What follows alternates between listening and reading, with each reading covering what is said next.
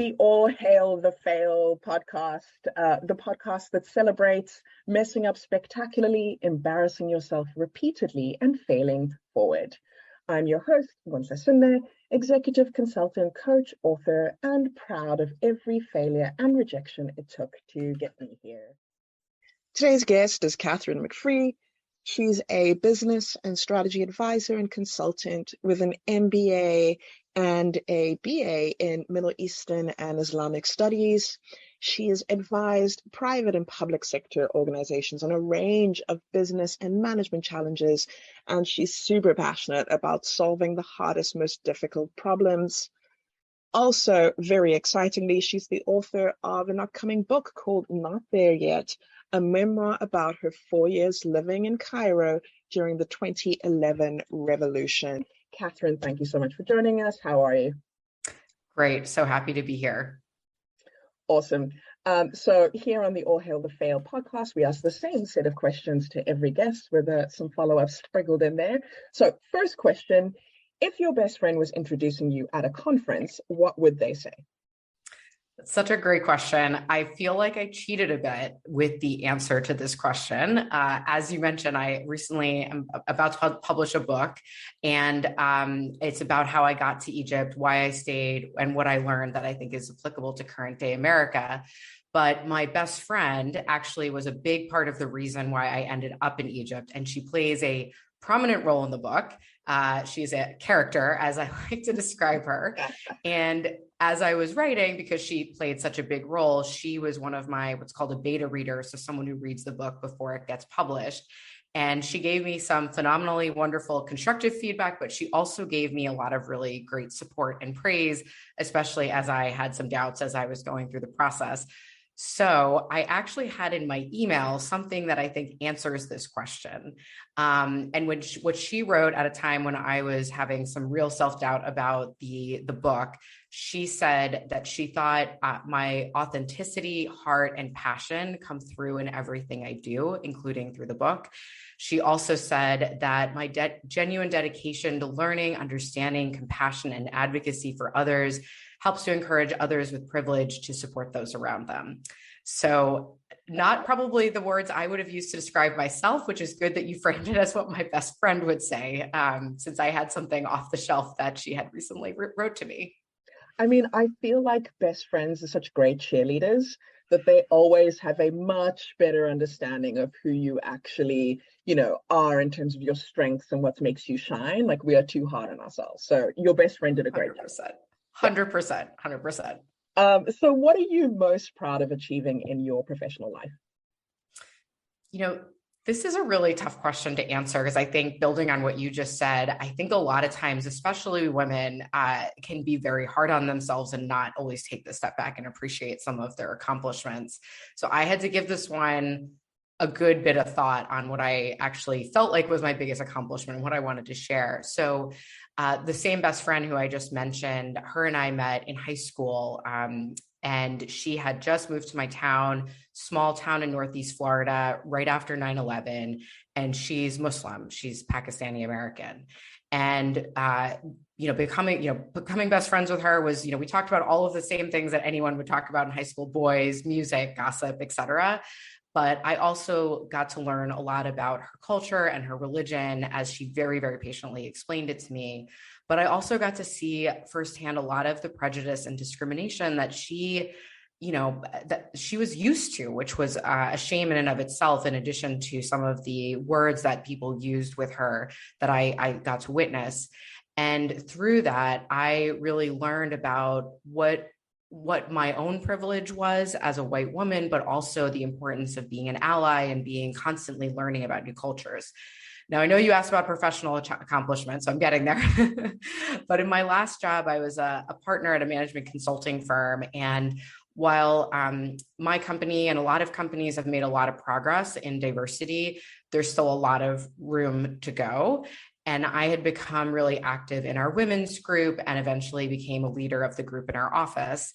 And one of the conclusions I came to after years of recruiting women, mentoring women, advising women on career development was that it was, one, not fair that women had to be the ones supporting women exclusively. And also it was not practical for us to be doing it alone, because a lot of the leadership was not women. Like, that was sort of the reality. And there were women in leadership. It was increasing, but it was not parity.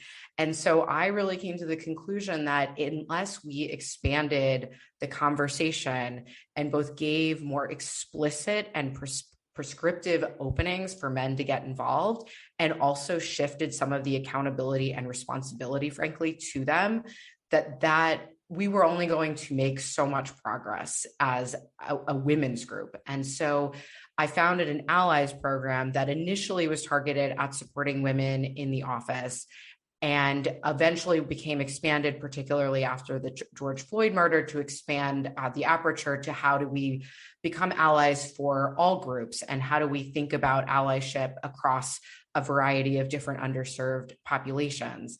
And I think that the achievement for me was not founding the group, but was, a couple of years after the founding, was really hearing people use the word allyship in common dialogue, was having more leaders in the office become part of the initiative, and really just seeing the way that people owned their allyship.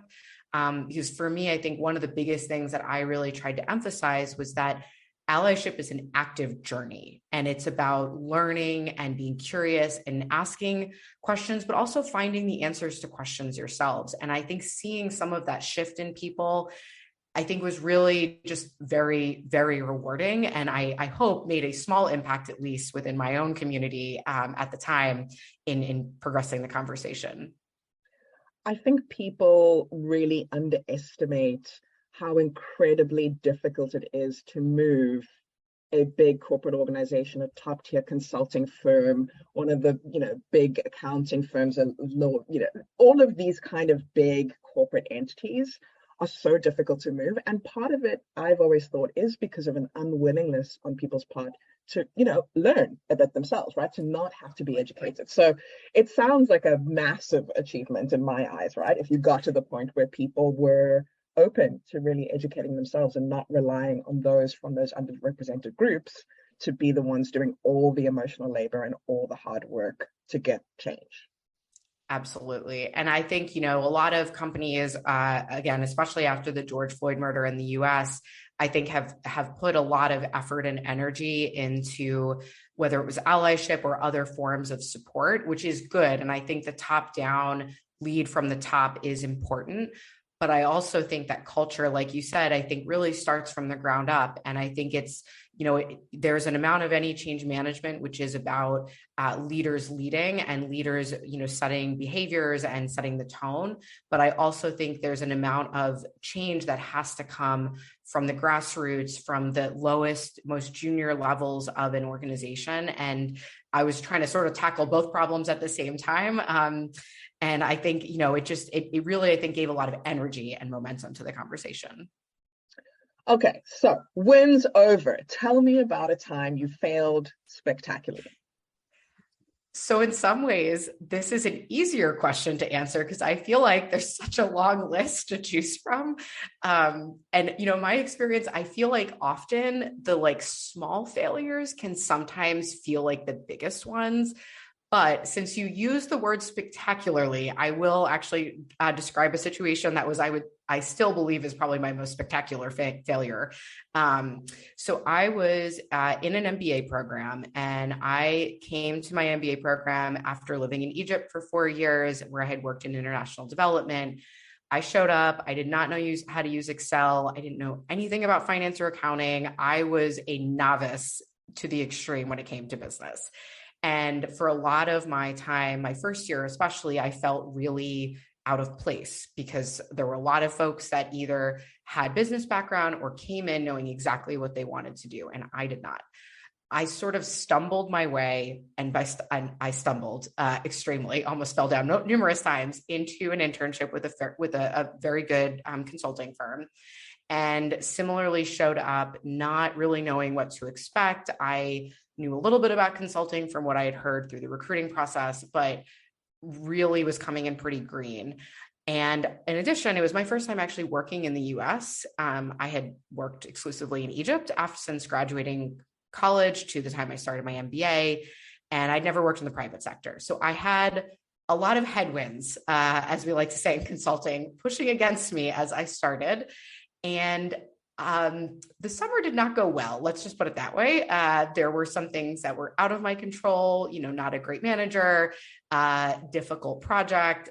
But I think, a lot of it was me not knowing how to navigate the situation, feeling sort of constantly insecure about my own position in the internship, my ability to produce value. There were a lot of things going on, I feel like, at that summer. Not to mention the fact that my husband was still in Egypt, and that was the summer where after the Egyptian revolution, there was a turnover again of government. And so there was a lot of sort of personal stress going on at the time as well. So anyone who's been to business school or an equivalent master's program knows that a big hallmark of the program is getting the internship to get the full-time job. That's kind of like the thing you do. And at the end of the summer, I was not offered a return offer to the firm. And that at the time felt both devastating personally as someone who's a sort of type A high achiever, but also frankly, just really embarrassing because I had to show up back to campus after the summer and all my friends were talking about how great their internships were. And they were so excited to go back. They'd already signed their return offers. And I had to sit there and try to figure out how to explain without at first really saying it directly why I was not going back full time. And that was a really, really uncomfortable thing to try to sit with, and then much less try to figure out what to do next. Wow. What did you do next? What did you do to try and fix this situation? I mean, there were a lot of tears, I will say. There were many, many tears. And I'm not a big crier. So like for me to cry is like kind of a big thing, but there was lots of tears.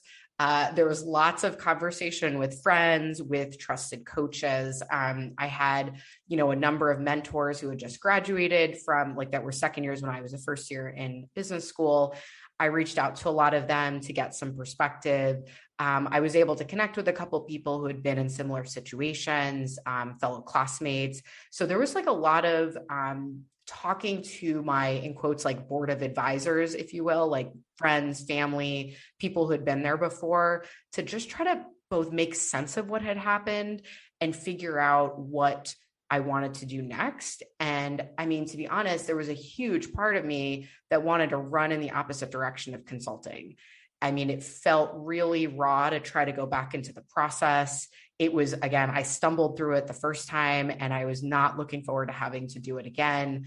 And the pressure of trying to get a job, again, there's a pressure cooker of an environment in an MBA program.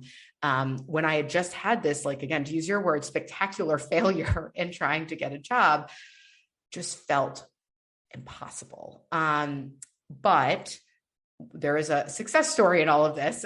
Once I kind of got through the tears and just the raw emotion, I did explore some other options, but ultimately I really decided that no, I did want to do consulting. That is what I wanted to do. And I was not going to let what I felt like was a misguided decision by the part of the other firm keep me from doing something that I thought I was going to really enjoy.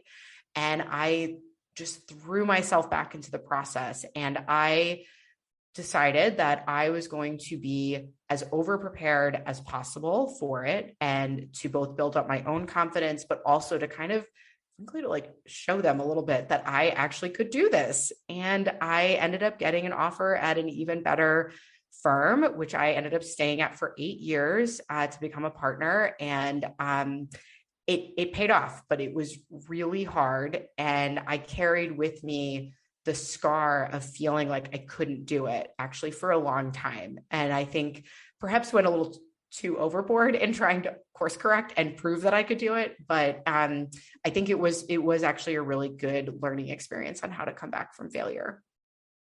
I mean, failed intern to global partner is a really great turnaround story. What happened to the other people in your cohort, by the way? Did they all become the other people who had gotten into the internship? What happened to them? I'm just interested. What happened to them? It's a great question.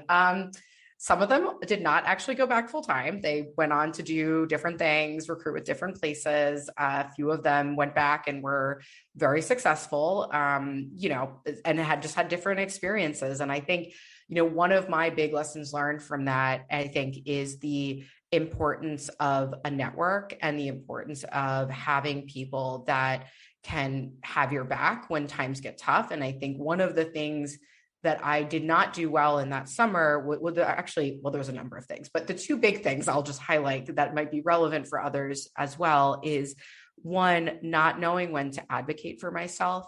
There were some things that were not going well that I knew were not going well in the moment, but I didn't know how to say that. And I didn't have the confidence to say, I don't think this is going well. I need to get help.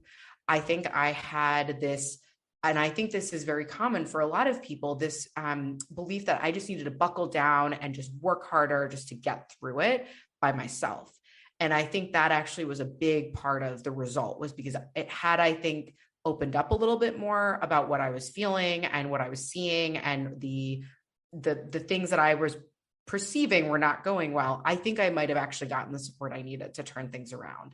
I think that was one really big lesson learned. So advocating for yourself. And I think that the second one was, frankly, like, it is good to hear feedback. It is good to absorb it. But I also think it's really important to parse out what you feel like is true and not true. And in that instance, I had gotten some feedback that I just didn't think was true, but I accepted it as truth for a long time. And I think I learned that I need to trust myself enough to take the feedback, synthesize it, pick out the parts that I do want to work on, but then toss the rest in the garbage and kind of move on from it. I mean, I often think about this, right? Because everybody assumes that feedback is the be all end all, and it's such a huge pillar of professional services and the way that people interact. But it's true that not all the feedback you actually want, right? There's some of it that really doesn't ring true, and it's amazing that you learned over time how to not internalize all of it, right? And also how to figure out which pieces of feedback were valid versus which were someone's opinion. How do you think you did that? Because I'm sure that's kind of the question. Listening to it, I'm like, that's great. How? Yeah, so it took a long time, I think, is the first thing. I mean, in my job, the one in the management consulting firm, is a very feedback driven culture. So you were constantly getting feedback. And so, I think the folks that were not able to learn how to separate what was something they wanted to work on versus not, often wouldn't stay around for very long, because it is really hard. I mean, hearing what you're doing wrong on a regular basis is like a really humbling experience. And it's not easy. But I think that, one of the things actually goes back to the first question that you asked in this interview, which is, it's really, really important to know your strengths. I think that it is not done often enough for people to ask for what their strengths are, to have a good handle on what their strengths are, because I think that when you know what your strengths are, it makes it a lot easier to say, well, what you're saying is like not right, because that is actually something I'm very good at.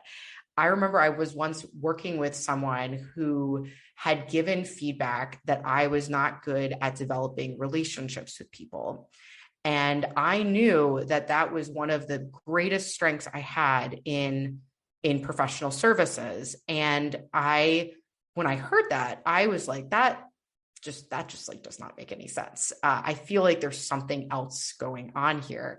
And so I did, I asked follow-up questions and really tried to get to the bottom of where that was coming from. And I was able to learn that, like, the feedback this person said was not actually the feedback they meant.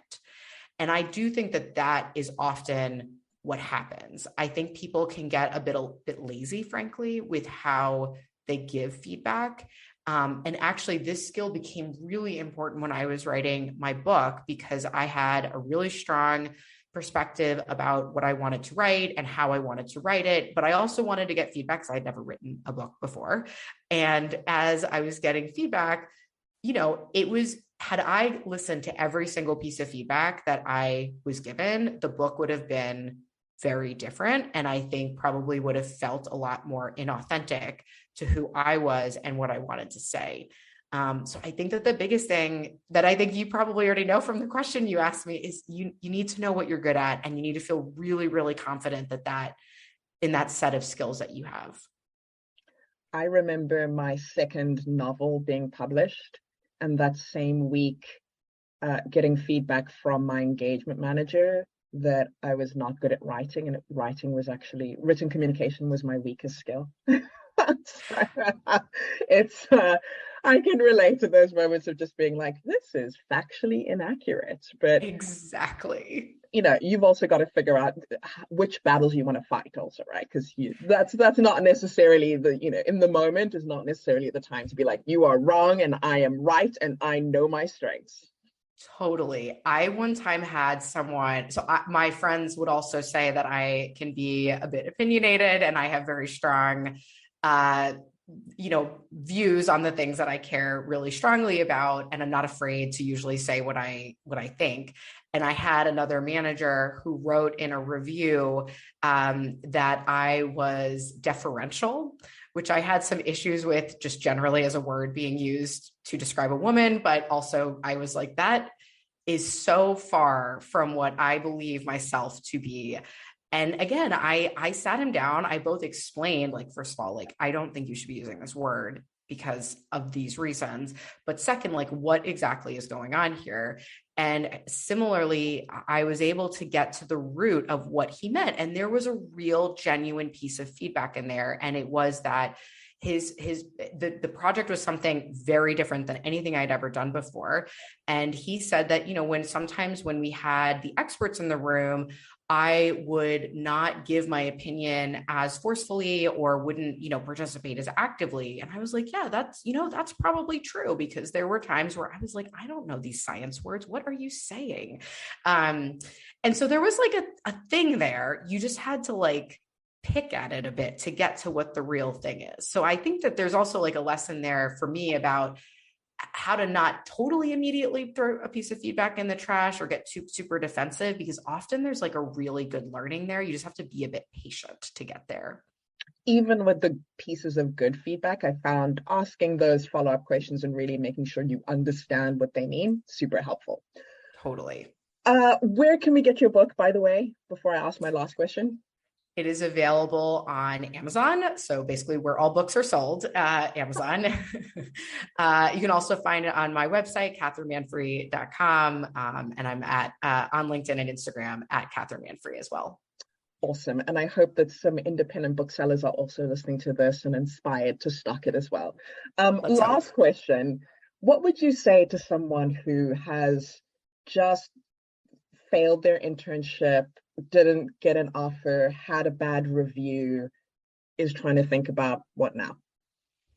I think the first thing is just let yourself feel whatever feelings you are having. I think I pressured myself a lot to try to come back really quickly and didn't allow myself just to like be really mad, sad, like pissed. Whatever range of emotions you feel the need to feel, just like feel them. They are valid and like, okay. And I think honestly, getting them out there probably gets you back on a constructive path faster anyway. But I think the first thing is just like feel your feelings. I think the second thing is figure out who your board of advisors is. Who are those family, friends, or other people who've gone through something similar that maybe you don't know, but you know through a friend of a friend, and just get some different perspectives. Like your friends and family are going to lift you up and make you feel awesome. The people that have gone through similar things will give you some good advice and perspective. And then the third thing is just, figure out what it is that you want to get out of the experience. In my case, it was getting a different and better job, but for someone else, it might be just learning a good lesson.